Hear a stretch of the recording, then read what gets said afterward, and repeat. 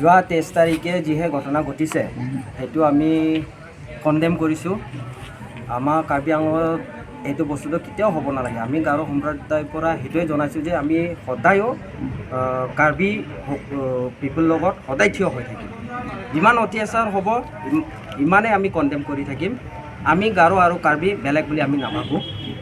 যিমান অত্যাচাৰকেইটা এতিয়া বৰ্তমান দেখা পাই আছোঁ আমি সেইটো বস্তুটো কণ্ডেম কৰে। আমি চৰকাৰক ইমানেই ৰিকুৱেষ্ট কৰিছোঁ যে আমাৰ ওপৰত যিখিনি হৈ আছে সেইটো অলপ চাব লাগে, আমাৰ ৰাইটছকেইটা আমাক দিব লাগে।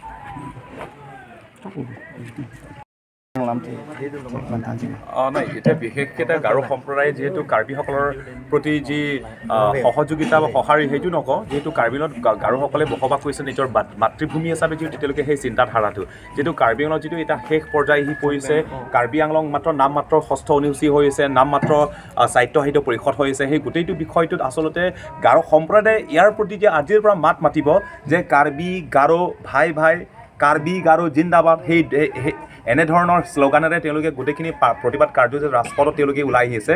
তাৰ মানে আমি ভৱিষ্যতলৈ বা আজিৰ পৰা যিহেতু সেই কাৰ্বি আংলঙত যিমানখিনি বসবাস কৰা ডিমাচা, বড়ো, কাৰ্বি, তিৱা আমাৰ যিমানখিনি খিলঞ্জী আছে সেই আমি ঐক্য বা এক নোহোৱাৰ কাৰণে বহিৰাগত লোকসকল ইয়াত আহি পেলাই যে আজি জনগোষ্ঠীয় লোকসকলক যে চাইনিজ বুলি ক'ব পাৰিছে, গো বেক বুলি ক'ব পাৰিছে, আমাৰ ভূমিবোৰ সংগ্ৰহ কৰিব পাৰিছে, আমাৰ অধিকাৰ পলিটিকেলি, ছ'চিয়েলি, কালচাৰেলি গোটেই ৰাইটছবোৰ ইকনমিকেলি গোটেই ৰাইটছ গোটেই অধিকাৰবোৰ যিহেতু লৈ গৈ আছে, ইয়াৰ কাৰণে যিহেতু বৰ্তমান সময়ত আমি কাৰ্বি আংলঙত যিমানখিনি খিলঞ্জীয়া আছে আমি খিলঞ্জীয়া যিমান আছে আমি এক হোৱা সময় আহি পৰিছে। যদি নহওঁ কাৰ্বি আংলংখন শেষ হৈ যাব। আৰু কাৰ্বি আংলং শেষ হোৱা মানে গৌৰৱটোৱে কাৰ্বি আংলঙত যিমানখিনি বসবাস কৰা যিমান গাৰোই হওক, ডিমাচাই হওক, বড়োই হওক নিজেই গোটেই শেষ হৈ যাব কাৰ্বি আংলং। সেয়েহে এতিয়া গাৰো সম্প্ৰদায়ে ফালৰ পৰা যিটো তেওঁলোকে সঁহাৰি বুলি নকওঁ, আমি ধন্যবাদ বুলি নকওঁ, তেওঁলোকৰ এটা দায়িত্ব আছে যে ইয়াৰ প্ৰতি মাত মাতে বা নিজৰ অস্তিত্বৰ কাৰণে, নিজৰ ফিউচাৰ বা নিজৰ সুৰক্ষাৰ কাৰণে, নিজৰ অধিকাৰৰ কাৰণে যাতে মাত মাতে। সেয়েহে এতিয়া গাৰো সম্প্ৰদায়ে ইয়াৰ প্ৰতি থিয় দিছে, আগবাঢ়ি আহিছে। আৰু আগন্তুক ভৱিষ্যতলৈ আজি কাৰ্বি গাৰো জিন্দাবাদ, কাৰ্বি গাৰো লং লিভ এনেধৰণৰ কথাৰে ভৱিষ্যতলৈ আমি সেই একতা ঐক্য হৈ পেলাই আমি আগুৱাই যাম, আগবাঢ়ি যাম।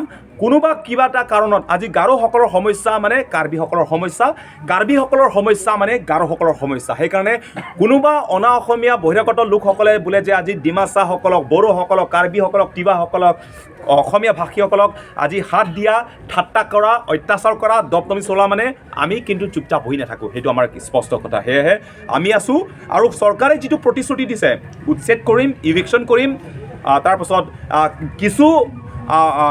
কিছুমান প্ৰতিশ্ৰুতি দি আছে। চৰকাৰে বৈঠকত যিবোৰ প্ৰতিশ্ৰুতি দিছে যদি সেইবোৰ যদি পূৰণ নকৰে বা সেইবোৰ যদি ইভিকশ্যন যদি কাৰ্যকৰী কৰা যদি আমি নেদেখোঁ, তেনেহ'লে এতিয়া কাৰ্বি আংলং মাত্ৰ কাৰ্বি আংলঙত মানে কাৰ্বি আংলং কাৰ্বি হৈ থকা নাই, এতিয়া কাৰ্বি আংলঙত খিলঞ্জীয়া হৈ আছে। ইয়াত গাৰো আছে, ডিমাচা আছে, বড়ো আছে, গোটেই খিলঞ্জীয়া আছে। আৰু যেতিয়া খিলঞ্জীয়া চিঞৰিব, মাত মাতিব, গোটেই অসমখন জোকাৰি পৰিব। এই কথাটো চৰকাৰেও সেই গুৰুত্ব দিয়া প্ৰয়োজন। যদি নহয় আমাক দুখ দি লাভ নাই সেইটো। আৰু লেংলা মানে